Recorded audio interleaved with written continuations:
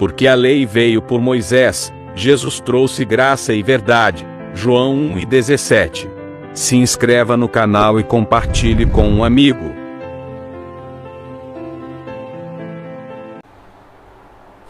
Olá, meus irmãos, graça e paz, graça eterna. Sejam todos bem-vindos a mais um conteúdo aqui pelo canal. Eu quero falar sobre a teologia da prosperidade evangélica versus a teologia da prosperidade bíblica. Porque há uma teologia de prosperidade bíblica, mas é totalmente diferente dessa teologia da prosperidade gospel que existe por aí, tá bom? Então vamos lá. A teologia da prosperidade pregada pelos pastores é uma teologia onde eles trabalham muito na questão do poder do homem. Essa teologia gananciosa, né? Onde esses cães gulosos pregam, ensinam que você deve barganhar com Deus para obter algum tipo de resultado, onde você deve sacrificar no pseudo altar, onde você deve pagar um preço, onde você deve depositar o seu salário, fazer seu voto, seu desafio com Deus. Na verdade, isso é um mecanismo de troca, isso é uma ganância. Na verdade, eles ensinam as pessoas, os filhos de Deus, a se tornarem avarentos, gananciosos, né? E eles vivem nesse mecanismo, né? Desta forma, eles estão enganando os filhos de Deus, pregando, né, essa suposta prosperidade que de bíblica e de Deus não tem nada. Então, eles ensinam que as pessoas devem sacrificar, devem pagar o preço, desafiar Deus, né, colocar Deus contra a parede, né, porque Deus tem que dar, porque Deus é obrigado a dar, porque quando você volta, porque quando você sacrifica, e as pessoas, até na prática do dízimo, que é comum entre eles, as pessoas já estão, entre aspas, devolvendo o dízimo, mas já cobrando a Deus. Não, porque a tua palavra diz que o Senhor abriria as janelas dos céus, tudo fora do contexto, né? Não, porque a tua palavra diz, eu nunca vi um justo desamparado, nem a sua descendência mendigar um pão. E eles continuam fazendo isso, essa troca com Deus. Então, amados, essa teologia da prosperidade, onde eles dizem que quantos pastores aí famosos, pregadores famosos aí, olha, você vai dar o dinheiro do aluguel da sua casa para a igreja, você vai participar de um voto com Deus, de R$1.000, de R$10.000, de R$100.000, né? Então você vê que tem, né, essa conversa por aí no meio do sistema religioso. Agora, eu acredito na teologia bíblica da prosperidade? Sim. Ela é bíblica? Sim. Mas o que seria uma prosperidade bíblica? Porque o que esse povo ensina é ganância. O que esse povo ensina é avareza, não tem nada a ver com prosperidade. Agora, a Bíblia fala de um ensinamento sobre a prosperidade? Fala. Vamos entender um pouquinho aqui? Para a gente discernir a diferença entre a teologia da prosperidade religiosa e a teologia bíblica da prosperidade. Atos dos Apóstolos, capítulo 4, no versículo 33 ao 37, diz assim: com grande poder os apóstolos davam testemunho da ressurreição do Senhor Jesus. Olha que o primeiro objetivo aqui era testemunhar com poder a ressurreição de Cristo. Era falar do Evangelho, era pregar a mensagem da graça. Com grande poder, os apóstolos davam testemunho da ressurreição do Senhor Jesus. Olha lá, e em todos eles havia abundante graça. Havia uma graça, havia uma alegria, uma satisfação, havia uma firmeza, havia um propósito, havia um amor não fingido, uma fé genuína. Havia, sabe, prazer de estarem ali. Versículo 34. Pois, olha a abundante graça. Do versículo 33 e a continuação no versículo 34. Pois não havia entre eles necessitado algum. Por quê? Olha a teologia da prosperidade bíblica. Porque todos os que possuíam terras ou casas, vendendo-as, traziam o preço do que vendiam e o depositavam aos pés dos apóstolos. Mas não é isso que os pastores ensinam? Irmão Elcio, mas os pastores ensinam isso. Os líderes religiosos ensinam, sim. Eu conheço um da Igreja da Pomba, eu conheço um lá do Chapeuzão, eu conheço um lá, sabe, que ele prega essa teologia da prosperidade, e eles dizem sim que nós temos que vender o nosso carro, a nossa casa, a nossa geladeira, nossa televisão, e nós temos que levar para o altar, nós temos que ofertar lá na igreja, porque eles são homens de Deus, são pastores, apóstolos, profetas. Então, irmão Elcio, o que você está falando eu faço na minha igreja. Mas vamos lá. Pois não haviam entre eles necessitado algum. Olha, porque todos os que possuíam terras e casas, vendendo-as, trazia o preço, o valor do que vendia e depositava aos pés dos apóstolos. E o que era que os apóstolos faziam? O que era que os pastores faziam lá da igreja primitiva? O que era que Pedro, Tiago, João e os demais irmãos ali, os apóstolos, faziam com as cooperações dos terrenos, das casas que os irmãos vendiam? Pedro comprava um jatinho particular de 40 milhões de reais? João comprava uma lancha? Será que os apóstolos, Tiago, sabe, e os demais faziam viagens para Dubai e compravam suas mansões em Orlando, nos Estados Unidos? Não. Olha lá, 35. E se repartia a qualquer um que tivesse necessidade.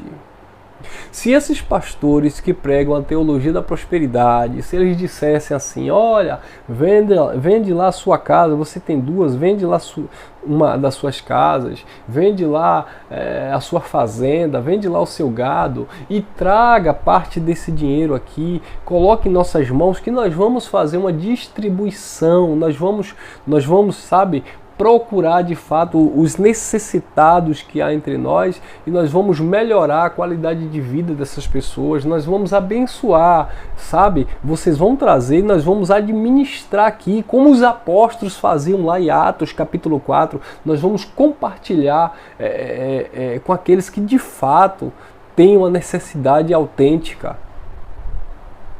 É isso que eles fazem? Não, meus irmãos, eles não fazem isso. E se repartia a qualquer um que tivesse necessidade. Versículo 36, Atos 4. Então, José, cognominado pelos apóstolos de Barnabé, que quer dizer filho da consolação, levita natural de Chipre, possuindo um campo, vendeu e trouxe o preço e depositou aos pés dos apóstolos. Então aqui conta essa história de um homem chamado José, que quer dizer Barnabé, filho da consolação, que vendeu também uma terra que ele possuía e trouxe também e depositou ali o valor aos pés dos apóstolos. Os apóstolos constrangeram aqui a José fazer isso? Os apóstolos aqui estavam mentindo com a palavra de Deus? ou estavam fazendo promessa para essas pessoas venderem as suas terras, suas casas e trazer as ofertas? Em momento algum você vai ver os apóstolos aqui constrangindo, persuadindo as pessoas a barganhar com Deus. Não. Havia abundante graça entre eles e entre eles havia esse desejo de venderem aquilo que eles possuíam e trazerem voluntariamente aos pés dos apóstolos a quem eles confiavam, para que houvesse uma distribuição entre aquela comunidade. Isso aqui é teologia da prosperidade bíblica, onde eles faziam por amor, onde eles faziam por gratidão, onde eles faziam por generosidade. Eles não faziam por opressão, eles não faziam, sabe, por barganha, por obterem vantagem. Não, eles faziam porque eles, naturalmente, eles exerciam ali o amor, o dom e a graça de Deus. Então é isso que nós ministramos em graça. Essa generosidade, essa voluntariedade, sabe? Você não tem que fazer pelo próximo, você não tem que fazer por alguém porque você se sente coagido, porque o pastor obriga, porque o líder diz que tem que fazer. Você não faz porque você quer barganhar com Deus, você quer trocar por algum tipo de benefício divino, não. Você faz por gratidão por tudo que Papai do Céu tem feito na sua vida. E você fazendo isso por gratidão, você vive a prosperidade de Deus. Essa é a teologia bíblica da prosperidade, diferente dessas que são pregadas por esses pastores aí, por esses cães gulosos. Olha outro texto interessante, está lá em Provérbios. Olha lá. Provérbios, no capítulo 23. Provérbios capítulo 23, se não me falha a memória. Olha lá. Não, Provérbios capítulo 11, perdão. Provérbios capítulo 11. Olha lá. Provérbios capítulo 11. O versículo que é o 23 em diante. Diz assim. Versículo 23. O desejo dos justos é somente o bem, porém a expectativa dos ímpios é a ira. 24. Um dá liberalmente, voluntariamente, e se torna mais rico. Outro retém mais do que é justo e se empobrece. Versículo 25. A alma generosa prosperará, e o que rega também será regado. 26. O que retém o trigo, o povo o amaldiçoa, mas bênção haverá sobre a vida da cabeça daquele que distribui. Então, no versículo 25, que é aqui o ponto que eu quero falar, a alma generosa prosperará, e aquele que rega também será regado. Então, a alma generosa, ela prospera. A alma generosa é aquela que faz voluntariamente. É aquela que semeia sem barganhar com Deus. Ela contribui com o próximo, ela se compadece do necessitado, ela ajuda, porque aquilo está no coração dela fazer. Não é porque ela quer obter alguma coisa de Deus. Mas a teologia da prosperidade religiosa é o contrário. Elas obrigam a vocês praticarem, as pessoas fazerem, para obter alguma coisa da parte de Deus. A teologia da prosperidade bíblica é diferente. Você faz porque você já tem da parte de Deus. Quem está entendendo? Olha lá também na carta que Paulo escreveu aos Coríntios. Segunda carta aos Coríntios, né? Olha lá. Segunda carta aos Coríntios, no capítulo 9, versículo 6 em diante. Semeando com generosidade, olha lá. Segunda carta aos Coríntios. Isso aqui é teologia da prosperidade bíblica. Tem nada a ver com a religião. Olha lá. Segunda carta aos Coríntios 9:6. E digo isto: aquele que semeia pouco, pouco também ceifará. Aquele que semeia em abundância também ceifará. Versículo 7. Deus ama quem contribui com pressão pastoral. Deus ama aquele que contribui esperando alguma coisa em troca.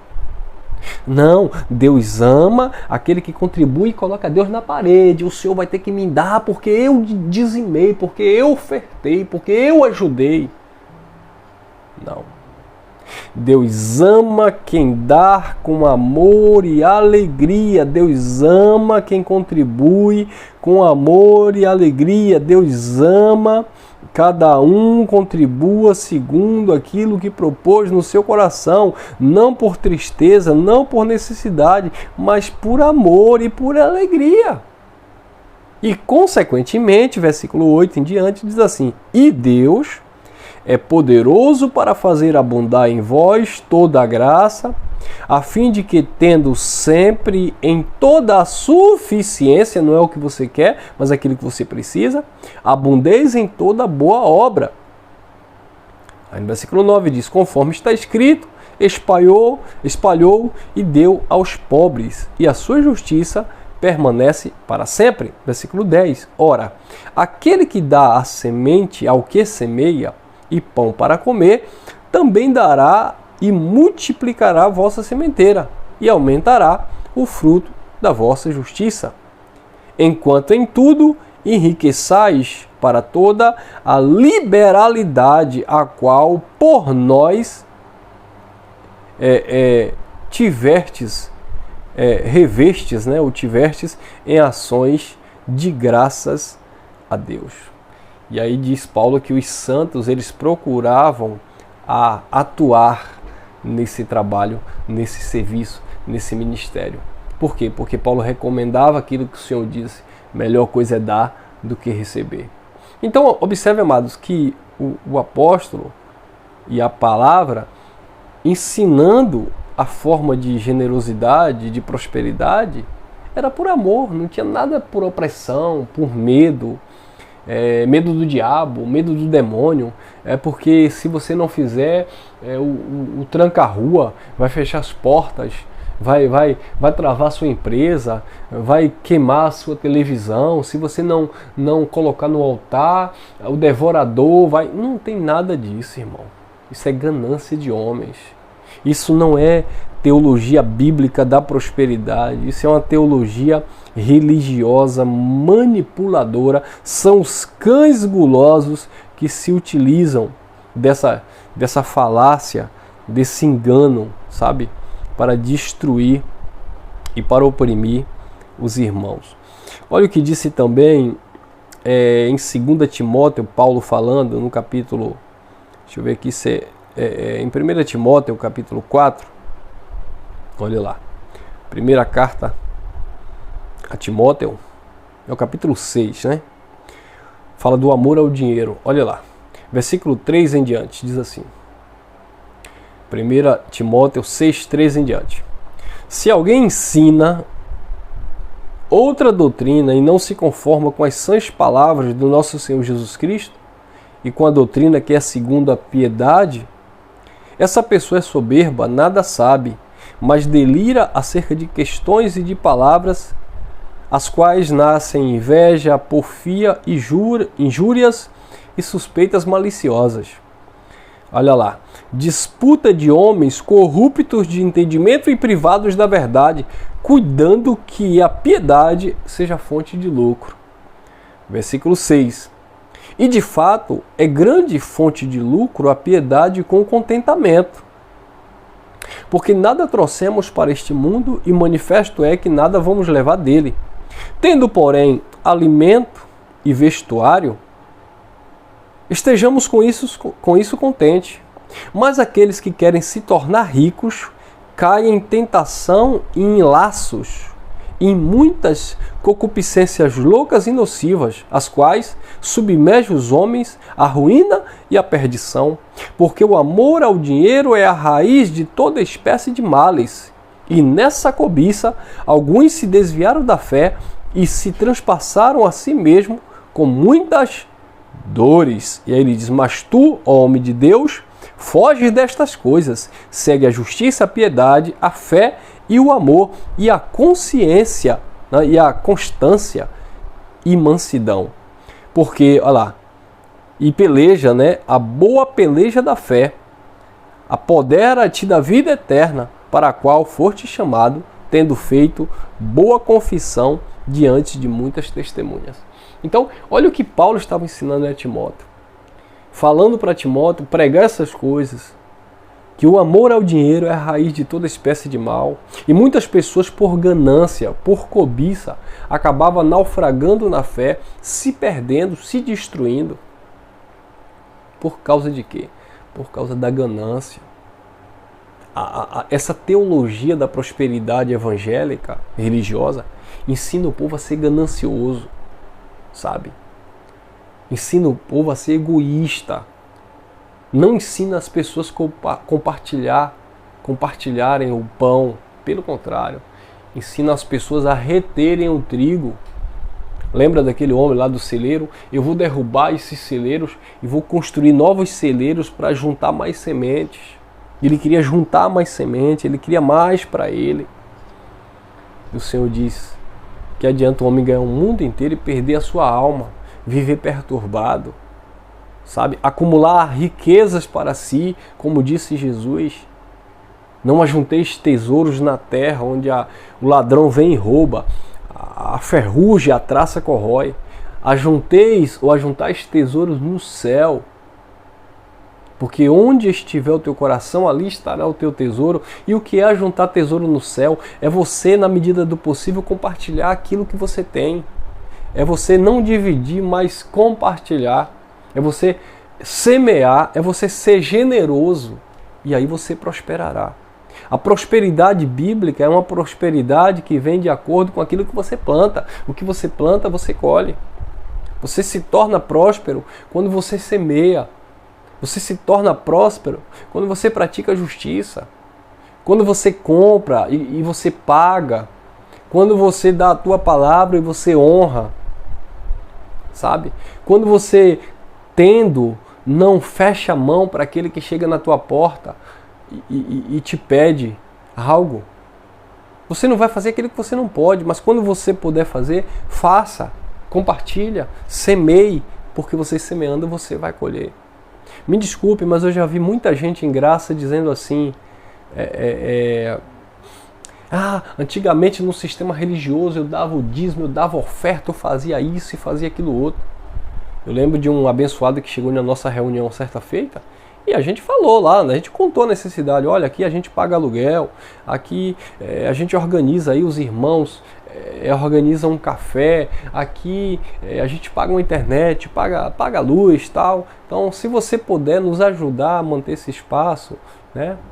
Porque a gente não pode manter sozinho, são os irmãos que mantêm. Eu lembro de um abençoado que chegou para mim e disse, irmão, eu já dei muito dinheiro no sistema religioso, na graça eu não coopero com nada. Eu ia falar o quê? Eu não falei, tá bom, meu irmão, fica à vontade. Tanto é que ele nem continuou se reunindo conosco. Então, assim, são pessoas que vêm do sistema religioso, mas vêm carregado de avareza ou de traumas, porque no sistema ele... Meu irmão, eu vou ficar aqui somando o que eu dei no sistema religioso? Eu passei quase 18 anos da minha vida no sistema religioso, dando dízimo, dando oferta, fazendo voto, campanha. Eu vou ficar aqui somando quanto foi que eu gastei. Porque agora em graça eu não faço mais. E talvez você diga assim, mas você não faz mesmo não, porque você reúne os irmãos, são os irmãos que fazem. E quem disse que eu não faço? Você conhece a minha vida? Você conhece o meu dia a dia? Você conhece a forma que eu faço? Não. Então eu continuo fazendo. Agora eu não fico preso naquilo que eu fiz, porque eu doei, porque... Não, eu continuo fazendo. E Deus sabe disso. E faço de várias formas, não só no sentido financeiro, mas de presentear as pessoas quando eu posso, quando Deus, sabe, me mostra uma situação ali, eu posso chegar, eu faço isso. Então, infelizmente, muitas pessoas na graça, e quantas pessoas, né, já chegaram pra gente assim, é porque no sistema eu fazia, mas e na graça você faz o quê? Eu já vi outras pessoas dizendo assim, olha, no sistema você dava dízimo, agora você Converte isso em uma cesta básica e dê aos pobres. Eu vejo isso muito nas redes sociais. Muita falácia e pouca ação. Eu quero é prova. Essas pessoas que dizem em graça, que não dão mais o dízimo, que não dão mais oferta, mas ajudam os necessitados. Não fazem. É só, ó. Ainda tem inveja daqueles que fazem, ainda incentiva as pessoas a não fazerem. Ah, você coopera em graça? Não existe cooperação em graça. Não existe semear em graça. São pessoas avarentas, pessoas que saíram do sistema religioso, mas o sistema religioso não saiu dessas pessoas. Não estou generalizando, porque eu sei que tem muitas pessoas que têm corações aquebrantados. Tem muitas pessoas que continuam a fazer. Um irmão do Rio de Janeiro falou uma vez que um abençoado congregando lá com ele disse que dava o dízimo de 4 mil reais por mês. Era um empresário tal, e dava um dízimo de 4 mil reais. E ouvindo a mensagem do irmão sobre dízimo, se libertou do sistema e foi congregar lá com o irmão. E disse que o pessoal ajudava lá, né, para pagar o aluguel tal, ajudava lá a cooperação, e ele nunca ajudou em nada. Disse que certa feita ele pegou 50 reais, chegou lá pro irmão, deu na mão do irmão e perguntou assim: irmão, você vai fazer o que com esse dinheiro? O irmão pegou e disse: ó, fica com seu dinheiro não interessa aqui. Porque no sistema religioso você testemunha que dava 4 mil reais lá. Você dizimava 4 mil reais por mês. Aqui em graça, você vem com 50 reais e vem perguntar o que é que eu vou fazer com 50 reais? Entendeu, meus amados? Sabe o que é isso? Ganância, malícia. Se você não confia, se você não quer fazer, se não faz por amor, se não ajuda o necessitado por amor, se não semeia por amor, não faça. É melhor você não fazer do que você viver na malícia, viver, sabe, com esse coração, com essa mente, com essa... Não adianta fazer. Tá bom, meus irmãos? Então essa é a teologia da prosperidade bíblica. Quando você faz, quando você coopera, quando você ajuda, E quando a gente fala de semear, escute bem o que eu vou falar aqui. Para você não achar, o irmão Elson está falando de semear porque é para as pessoas semearem lá no ministério onde se reúne. Não, você pode nunca semear no nosso trabalho aqui na Bahia, você pode nunca ter doado, ter cooperado de alguma forma. Semear é na vida. Semeia aí no teu bairro, com alguém que precisa ir. Seja generoso em graça. Compartilha daquilo que Deus tem colocado em tuas mãos, que você vai viver prosperidade de Deus. Porque a teologia da prosperidade é isso. É a alma ser generosa. É você praticar a generosidade. Não olhando quem merece, quem tem, quem não tem. É fazer por amor. Quantas situações já aconteceu comigo, de eu fazer, de eu presentear alguém, de eu fazer. E minha esposa até falar assim: mas aquela pessoa não precisa. Mas não é porque aquela pessoa precisa, é porque eu preciso ser generoso, e se eu sinto vontade de fazer, eu vou fazer. Se eu posso fazer, eu vou fazer. Eu não vou olhar porque aquela pessoa não precisa, porque aquela pessoa não merece, porque aquela pessoa... Não, eu vou fazer de acordo com aquilo que Papai do Céu tem colocado em minhas mãos, aquilo que eu tenho vontade de fazer, porque eu sei que a alma generosa prosperará. Tá bom? Então essa é a teologia da prosperidade bíblica, quando você pratica com generosidade, diferentemente da teologia da prosperidade religiosa, onde eles ensinam as pessoas a serem gananciosas e colocarem Deus contra a parede. Graça e paz. Se inscreva no nosso canal, ative o sininho das notificações, deixa aí o teu like e compartilha aí desta mensagem. E deixa aí também seus comentários, o que você acha acerca desse assunto, desse conteúdo, tá bom? Fique à vontade para externar aí o teu entendimento. Graça e paz.